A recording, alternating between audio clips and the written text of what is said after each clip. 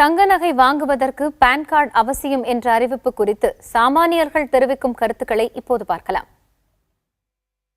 ஏழைகளுக்கெல்லாம் அந்த மாதிரி இது ஒரு லிமிட் வச்சிருக்கலாம் சார். சாதாரண ஒரு லிமிட் வந்து ஒரு 5 பவுன் 10 பவுன் வாங்குறவங்களுக்கு அந்த மாதிரி பேன் கார்டு கேட்காம இருந்தால் ரொம்ப சௌகரியமாக இருக்கும். ரொம்ப 20 பவுன் 50 பவுன் இந்த மாதிரி வாங்குறவங்களுக்கு வந்து பேன் கார்டு வந்து கேட்கறது நல்லது. பேன் கார்டு கொண்டு போனால் கண்டிப்பாக 5 லட்சத்துக்கு மேலே வாங்குறவங்களுக்கு கண்டிப்பாக பேன் கார்டு இருக்கும். அப்போ பிளாக் மணி வெளியில் வரும். இருக்கிறவங்களுக்கு பிரச்சனை இல்லைங்க சார். இல்லாதவங்க வந்து ஒரு 2 லட்சம் கல்யாணம், பிள்ளைக்கு கல்யாணம், அதுக்கு இதுக்குன்னு ஒரு 2 லட்சம் 3 லட்சம், ஒரு 10 பவுன் வாங்கினாலே 3 லட்சம் ரூபா ஆகி போயிடும். அதுக்கு பேன் கார்டு இல்லாத ஏழைகளும் இருப்பாங்க. அப்போ என்ன பண்ணுறது ஏது பண்ணுறதுன்னு தெரியாமல் மக்கள் பூரா அவதிப்பட்டு இருக்கிறாங்க. இதுதான் உண்மை. எங்களை மாதிரி ஏழைகளாக 500 1000க்கு ரோட்டில் நிற்கிறோம். ஒரு அரசியல்வாதியோ இல்லை நார்மலான சங்க ஊழியர்களோ இல்லை கவர்மெண்ட் சம்மந்தப்பட்ட அதிகாரிகளோ ஒரு 4000 ரூபாய்க்கு நின்று நாங்கள் பார்க்கல. ஆனால் அவங்க மனைவி அவங்க குழந்தைகளை வந்து நகையில் இன்வெஸ்ட்மெண்ட் பண்ணுறதை நாங்கள் கண்ணார பார்த்துருக்கோம், கேள்வியும் பட்டிருக்கிறோம்.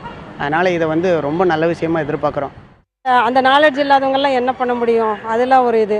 அது இல்லாத இந்த இப்போ 50,000க்கு கீழே நகை வாங்குறவங்க ஏதோ வாங்கிக்கலாம். 50,000க்கு மேலே ஏதோ ஒரு 10 போனால் கூட பேன் கார்டே வேணும்னு அது கஷ்டம் தான். அடித்தட்டு மக்கள்லாம் கரெக்டாக இருக்கிற அளவாக போய் வாங்கிட்டு வருவாங்க.